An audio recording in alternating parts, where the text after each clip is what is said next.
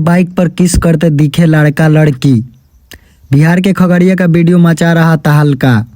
आगे युवक चलाता रहा बाइक, पीछे लड़का लड़की करते रहे अश्लील हरकत।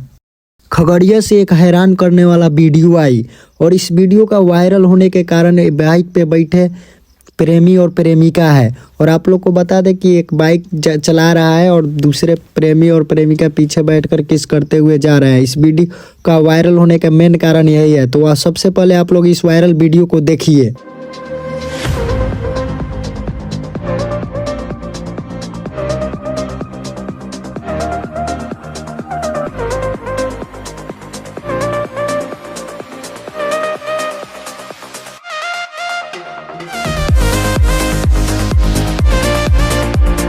दरअसल इस वीडियो में देखा जा सकता है कि किस तरह प्रेमी और प्रेमिका को थोड़ा सा भी डर नहीं लग रहा है और रोड में का फायदा उठाते हुए किस करते जा रहे हैं लोग।